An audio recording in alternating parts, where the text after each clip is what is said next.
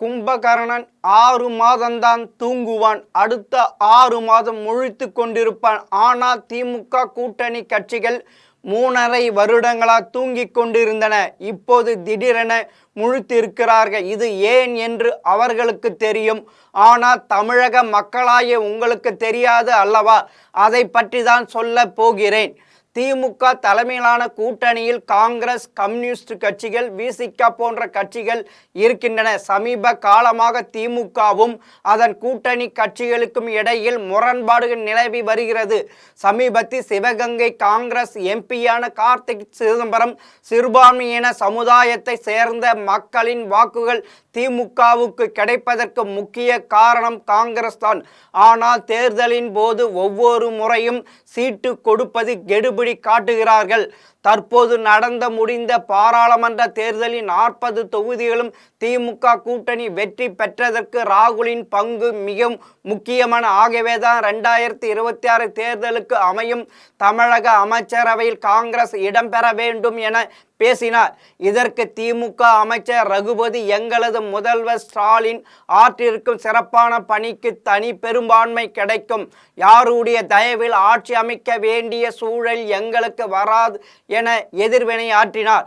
இந்த பரபரப்பு அடங்குவதற்குள் விசிக தலைவர் திருமாவளவனின் சமூக வலைதள பக்கத்தில் ஸ்டாலின் அமெரிக்கா சென்று சென்னைக்கு திரும்பிய அன்று ஆட்சி அதிகாரத்தில் பங்கு வேண்டும் என பேசிய அவரின் பழைய வீடியோ பகிரப்பட்டது. பிறகு அதை நீக்கினார்கள். இதை அடுத்து மார்க்சிஸ்ட் கம்யூனிஸ்ட் கட்சியின் மாநில செயலாளர் கே பாலகிருஷ்ணன், தமிழகத்தை பொறுத்தவரை வித்தியாசமான சூழல் நிலவுகிறது.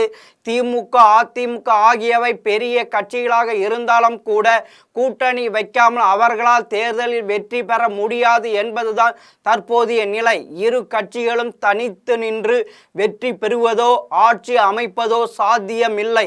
அதோடு அந்த கட்சியின் 24வது மாநில மாநாட்டில் திரும்பவும் அவர் ஒரு ஆர்ப்பாட்டம், ஊர்வலம், போராட்டம் என்று சொன்னால் காவல்துறை வழக்கு போடுகிறது. மாண்புமிகு மரியாதைக்குரிய முதல்வர் ஸ்டாலினை நான் கேட்க விரும்புகிறேன். தமிழகத்தில் என்ன அறிவிக்கப்படாத அவசர நிலை பிரகடனப்படுத்தி விட்டீர்களா? நீங்கள் எப்படி காவல்துறை இப்படி கட்டுப்பாடு இல்லாமல் செயல்படுகிறது?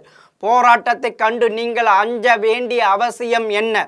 ஒரு ஆர்ப்பாட்டம் நடந்தால் அதற்கு அனுமதியை ரத்து செய்து கைது செய்து விட்டால் முடக்கிவிட முடியுமா? சீப்பை ஒழித்து விடுதினால் கல்யாணத்தை நிறுத்திவிட முடியுமா? ஆகவே இப்படிப்பட்ட போக்கை காவல்துறை மாற்றிக்கொள்ள வேண்டும். மார்க்சிஸ்ட் பொறுத்தவரை கூட்டணி ஆட்சி அதிகாரத்தில் பங்கு என்பதை வேறு மாதிரி பார்க்கிறோம். ஆட்சி அமைந்ததும் 2 அமைச்சர் பதவி வாங்குவதை மட்டும் அதிகார பகிர்வு என்று நாங்கள் நினைக்கவில்லை. தேர்தலுக்கு கொள்கை ரீதியான திட்டத்தை உருவாக்கி அதன் அடிப்படை கூட்டணியில் வெற்றி பெற்று ஆட்சிக்கு வரும்போது அத்திட்டத்தை செயல்படுத்தும் கூட்டணி அமைய வேண்டும். இதுதான் முழுமையான கூட்டணி ஆட்சி. மேற்கு வங்கம், திரிபுரா மற்றும் கேரளாவில் அதை தான் செயல்படுத்தினோம். இங்கும் அதை தான் நாங்கள் எதிர்பார்க்கிறோம் என கே பாலகிருஷ்ணன் பேசியுள்ளார்.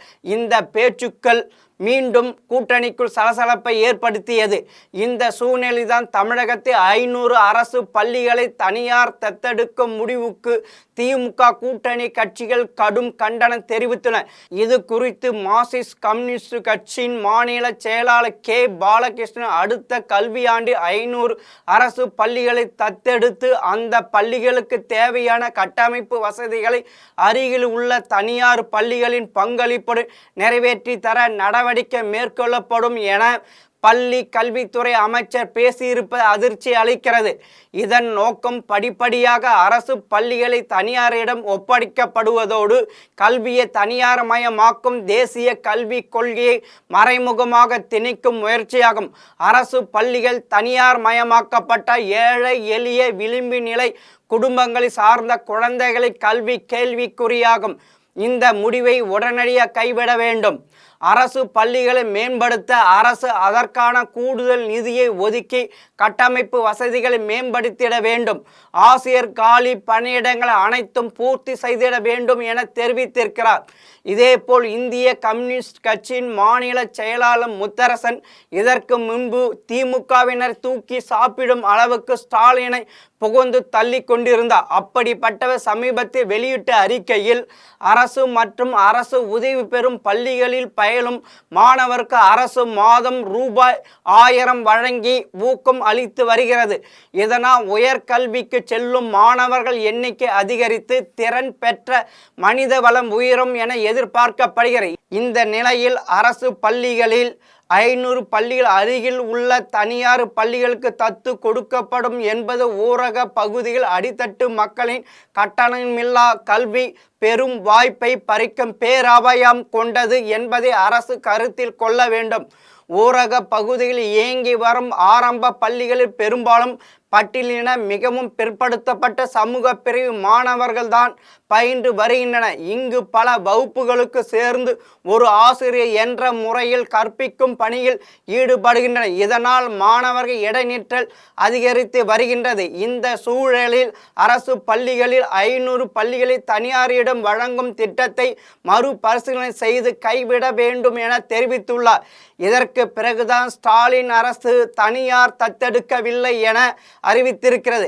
இதற்கு முன்பும் அண்ணா பல்கலைக்கழக விவகாரம், சாம்சங் விவகாரம் என தொடர்ச்சியாக திமுக அரசுக்கு எதிராக அதன் கூட்டணி கட்சி கண்டனங்கள் தெரிவித்து வருகின்றன. அண்ணா பல்கலைக்கழக விவகாரத்தில் அதிமுக போராட்டத்தின் முக்கிய கோஷம் யார் அந்த சார் என்பதுதான். யார் அந்த சார் என்பது குறித்து தமிழக அரசு விசாரிக்க வேண்டும் என கூட்டணியில் இருக்கும் திருமாவளவனும் சொல்லி இருக்கிறார்.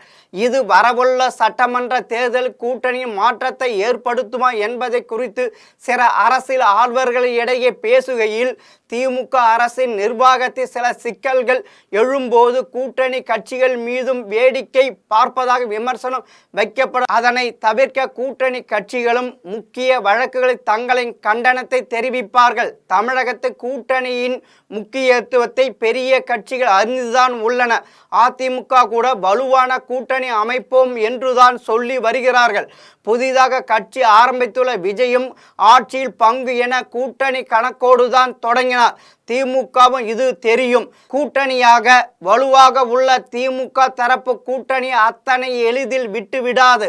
பாஜக எதிர்ப்பு எனும் ஆயுதத்தை கையில் எடுத்து கூட்டணியை தக்க வைக்கவே முயற்சிக்கும். அதோடு திமுக கூட்டணியில் இருக்கும் கட்சிகள் இதுவரை நியாயமான விஷயங்களுக்கு கூட கண்டனம் தெரிவிக்காமல் இருந்தார்கள். இப்படி இருந்தவர்கள் இப்பொழுது முழித்து கொண்டிருக்கிறார். இதற்கு காரணம் இப்படி இருந்தால் திமுக ஆட்சியில் நடக்கும் தவறுகளை எல்லாம் அதன் கூட்டணி கட்சிகள் வேடிக்கை பார்க்கின்ற என்கின்ற விமர்சனத்தை சந்திக்கும் நிலை ஏற்படும். இதையெல்லாம் தவிர்ப்பதற்கு தான் இப்போது திமுக கூட்டணி கட்சிகள் ஸ்டாலின் அரசின் தவறுகளை மயில் இறகால் தடவி எதிர்க்கிறார்கள். இது கூட்டணியில் பாதிப்பு ஏற்படுமா என்பதையெல்லாம் பொறுத்திருந்துதான் பார்க்க வேண்டும். ஏனெனில் இவர்கள் பாஜகவை ஆட்சியிலிருந்து அகற்ற வேண்டும் என்பதற்காக இந்திய கூட்டணி என்கின்ற ஒற்றை குடையின் கீழ் இணைந்துள்ள. ஆகவே தேர்தல் நெருங்கும் நேரத்தில் தான் யாருடன் கூட்டணி வைப்பார்கள் என்பது தெரியும் என்றார்கள். திமுக கூட்டணி கட்சிகள் கருத்துக்கள் எல்லாம் திமுகவினர் கொதிப்படை செய்துள்ளது. இதே நிலை தொடர்ந்தால் 2026ஆம் ஆண்டு சட்டமன்ற தேர்தலின் போது தமிழக அரசியல் கூட்டணி கணக்குகளில் பல மாற்றங்கள் எதிர்பார்க்கலாம். மீண்டும் இன்னொரு தகவலோடு சந்திக்கிறேன். வணக்கம்.